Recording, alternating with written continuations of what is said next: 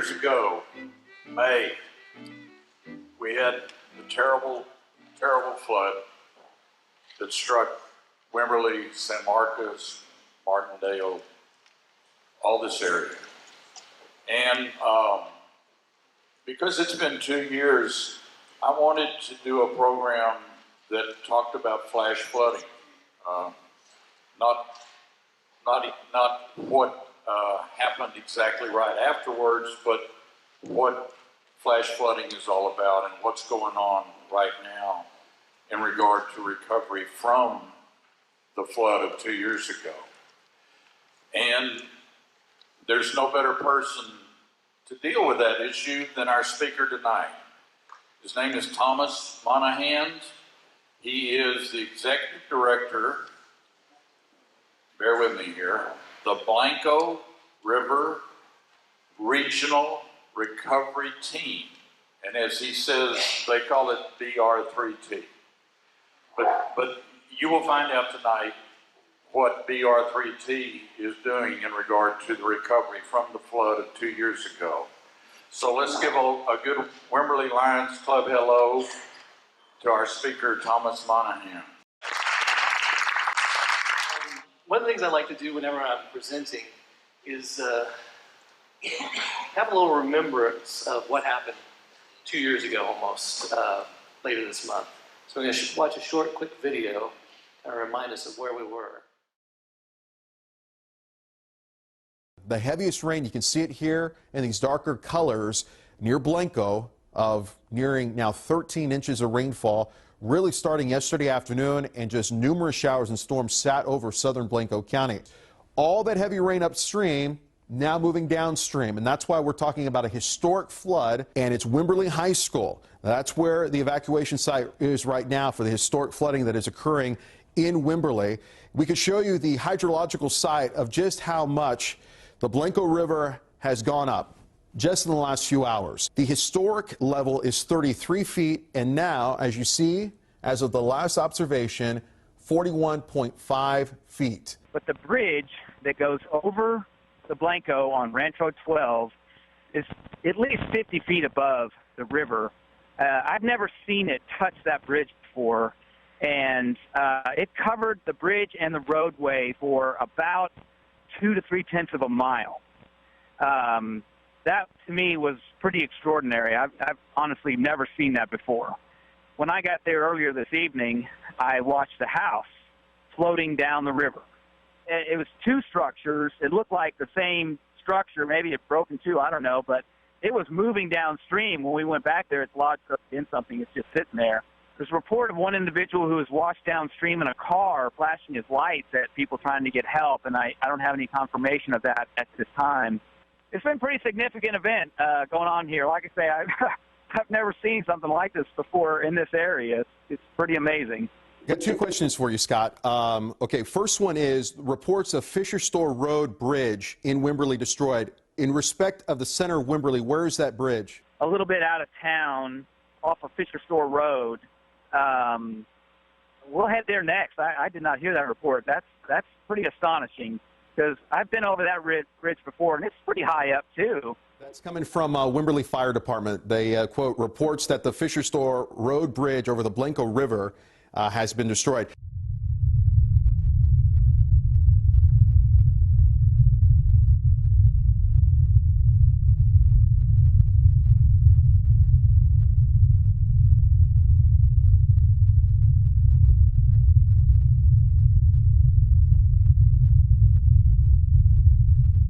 Reports from Kyle Fire Department that the water could be so high as the Blanco River intersects I-35, the water could actually close and flood I-35 northbound and southbound here in the next few hours. You've been here at KView a lot longer than me, one of the longest employees here. Have you ever heard of anything like that? I have never, ever heard of the bridge over I-35 even being touched by water. This is from the National Weather Service. At 31 feet, quote, disastrous, life-threatening flooding will flood over 100 homes and businesses in and near Wimberley in the Blanco River and Cypress Creek floodplain. Many homes flood severely downstream in the lower Blanco and San Marcos River floodplain near San Marcos. This level will reach lower rural homes in the floodplain above Blanco to San Marcos and trap and drown hundreds of livestock. Roads near the river are extremely dangerous. That's at 31 feet. Add 10 feet to that. We don't know what's going to happen. This is the first time this has ever been this high in history. This is an epic natural disaster. And not to be melodramatic, but this is endangering not only hundreds and hundreds of people in that area, but also downstream into San Marcos, into the Luling area as well. And more rain is on the way. I have covered a lot of natural disasters, but I have to be honest, I have never seen anything like this before. I am standing at the edge of what was a bridge over the Blanco River in Blanco County, and you can see it's completely snapped in half. The other half of the bridge is laying over there in the water. One helicopter flew for miles along the Blanco River this afternoon. You can see it there. Homes washed away, roads and bridges destroyed, and everywhere, piles of debris. We even found a few residents already hard at work trying to clear their property.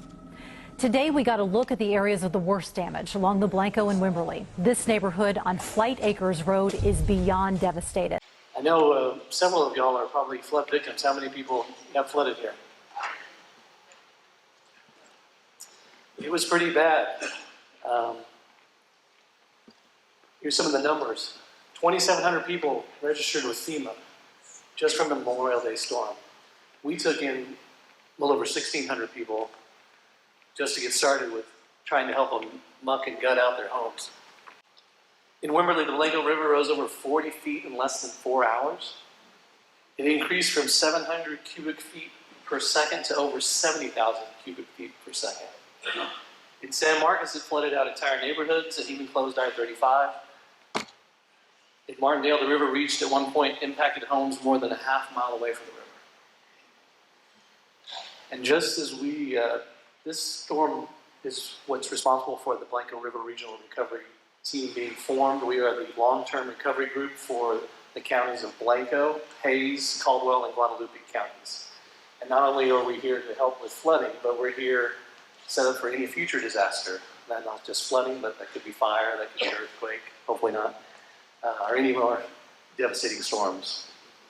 But we had just gotten some people back into their homes, literally moved them back in a week before the All Saints storm hit at the end of October of that same year. 2 nationally presidential declared disasters happened in 2015. And it's been incredible, the amount of people that were affected. The October storm was different. It wasn't just rain falling in the country and washing down river. It was far more widespread. At one point, the National Weather Service documented intensity at over 6 inches per hour for 2.5 hours. Just the amount of rainfall that came down is just incredible. But why does this continue to happen in this part of Central Texas? Well, we have some unique geological conditions, if I can get that out.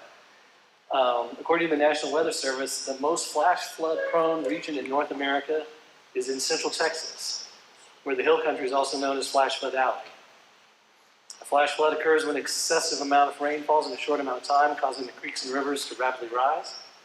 Flash floods generally occur within 6 hours of when a storm hits. When 8 to 15 inches of rain fall in a few hours, rivers can rise 11 to 15 feet. Flash flooding is the leading cause of weather-related deaths in the U.S., approximately 200 deaths per year. Probably not a big surprise that flash floods occur most in the spring here in our area. Texas has 2 rainy seasons. April and May are the wettest months with spring thunderstorms that form the northwest over the Balcones Escarpment.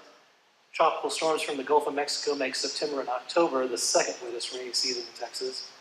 While tropical storms also lead to floods, they are different from those of the flash flood alley. Besides an increase in rain, we have some geological conditions that cause us to live in flash flood alley. Extending from Del Rio to Dallas, the Balcones Escarpment is the range of cliffs that drops from the Edwards Plateau to the Balcones Fault Line and leads to the coastal plains in the southeast. Large thunderstorms form and stall along the uplift, hovering over the hill country. Those red arrows there are kind of marking where the escarpment is along our area. Steep and narrow valleys allow for surging waters to rise rapidly. A shallow creek can swell to 10 feet in less than an hour. The rocky terrain of the hill country exacerbates flash flood development. There's less soft soil to soak up rainwater. It's all that great white limestone that we like to see. It's causing a lot of the problems. It runs right off into the rivers and then runs right up into our streets. Almost mirroring the Interstate 35 corridor, Flash Flood Alley runs through the middle of some of the busiest cities and most popular towns in Texas. About 50% of flood fatalities occur in a flash flood, and 75% of flood-related deaths in Texas occur in vehicles. Someone was talking about turn around, don't drown earlier. We are very much big believers in that. Texas is the state with the most flash flood deaths in the past 36 years. Total deaths are double the total for the second highest state. Anybody want to guess who's behind us at number 2? Yeah. California. Texas has been ranked number 1 in deaths 21 out of 36 years. That's the number we really need to improve on. A great resource is this atxfloods.com. It'll show you where all the low water crossings in our area are open or closed. Currently, we have 16 closed in Hays County alone. So that's a lot about how this happened in flash flooding. We'll go back now a little bit to tell you more about what the BR3T is doing to help people recover from the 2015 storms. And we're also, a couple weeks ago in San Marcos had 7 inches of rainfall in about 3 hours. And we've got some new clients because of that. We had some, we had some people flood from that storm alone. But to date, we're very excited because we've helped more than 1,000 families with some form of cleanup, repair, or rebuilding. To accomplish this, we've partnered with multiple national VOAD groups or voluntary organizations active in disaster. Most of these VOADs are faith-based organizations. We have partnered with churches both individually and through mission trips. Volunteers have come from more than 30 states to assist BR3T clients. Not only the United States, but we've had people come from other countries. We have a great organization called World Renew. A lot of their membership comes from Canada. They love to come down here except for during the summertime. They've been here in September and they just left last week. So they get out of here right before it gets too hot. Interestingly, on spring break this year in March, we had 65 people come from Stony Brook University in Long Island, New York. They flew down here and they worked on homes all week. It was really great to see that. There's some pictures here of a rebuild project that we're doing over in the Redwood area. That first picture was the home before it got totally destroyed, the Memorial Day flood. As you can see, we raised it about 5 feet off the ground when we rebuilt it, so as it was in the floodplain, it will not flood again, thankfully. But there's still a lot to do. We have 300 families that are still waiting on assistance. We do have some good news for our families that are live in the city of San Marcos. They went to Washington, D.C. Not too long, I think in the beginning of 2016, and kind of lobbied and got a $25 million grant, which is called a Community Development Block Grant, to help with infrastructure needs and to help people with housing needs. And, about $13.5 million of that is going to be used in infrastructure projects. What they say will prevent 25-year flooding events. And what that means is there's a 4% chance that a flood of a certain magnitude may happen in any given year. And those are the majority of the floods that have been happening over the last 20 years fall in that 25% category. I think the one in 1998 was a 35-year flood. The ones in 2015 were 100-year plus flooding events. So, but all the other things, they think they can mitigate all the flooding with this funding. And then there's about $7.5 million that's been set aside to help people's homes that are still damaged. Some of that will be used for buying the people out that are in places that are going to flood no matter what happens. And then there's several homes that will also, in addition to being repaired, they'll need to be raised like that picture that you saw just a little while ago, about 3, 4, 5 feet off the ground so they will not flood again. If you want more information about this grant and all the funding, that website right there can give you all the information. Another question I get a lot is, why does it take so long? You know, it's almost been 2 years. Most people think everything's been taken care of by now. Well, this is what's called a sequence of delivery, this little diagram here. And when you first get flooded, you have to contact FEMA. FEMA will come out and then do an adjustment at your house and see if you have any benefits. They may or may not fund a repair. Then you have to go and see if you qualify for a small business administration loan, which is a low interest loan to repair your home from a disaster. Most people are like, well, I'm not a small business. Why do I get that loan? That's another reason why this takes so long. We have to explain that to them. It's a special program set up just for disaster victims. A lot of people don't qualify for that. So they go down to the next rung, make sure they don't have any insurance needs. We exhaust all of these different levels of service until they get down to the very bottom, which is our unmet needs. And that's the process that we're at now. The unmet needs process is a great process because we have funders sitting around the table. United Way of Hays County, Catholic Charities, Austin Disaster Relief Network. We're always looking for more. The case manager will come in and present cases of families that are in need. It's all done by a number. It's done very anonymously, so no preferential treatment can be given. And the case managers tell about what happened to the family during the storms. They have a professional estimate done on the repairs that need to be done to the home. And then whatever that total is, say they had $4,000 in new flooring and sheetrock repairs and painting and stuff like that. One of the funders around the table will say, yes, I will fund that project. And then our construction crew takes over and works with our volunteer services to recruit volunteers to put people to do the repairs on those homes. And so that's another reason why this process takes a long time. The money has to be raised, and then we have to find volunteers that can come out and do the repairs. And while the summer is a great time for a lot of people to come and do volunteer work in our area, because we have a great, beautiful part of the state to live in, the rest of the time we have very limited volunteers. We have to rely on retirees that help us, that can work during the week. One of our great partners is here in Wimberley is the Barnabas Connection. They received a lot of the funding right after the 2015 storm. And we've worked with them. We coordinate all the construction and the volunteers for all the work that's being done here in Wimberley. And they're getting pretty close to being done. I don't know if anybody was serviced by them, but they've got about 20 clients left to service. So we're getting close to finishing up here in Wimberley, and we're very happy about that. Now, I know all you want to know is how you can help. We definitely need volunteers. And the other thing we need is all the building materials that we use are paid for through donations. So those are our main needs of what we need. I'd love to have the Wimberley Lions Club volunteer and get a work crew together. I think that'd be a great service project for you guys. Another way, not everybody wants to go out and swing a hammer or hang drywall, and that's okay. We have some, but you may still want to get involved. We've got these great committees here. The ones that are in red are the ones that we need the most help with. And if anybody's interested in serving on one of our committees, just talk to me after the meeting today, and I'll be able to get you plugged in. Besides helping people recover from disasters, we also want to help prevent disasters.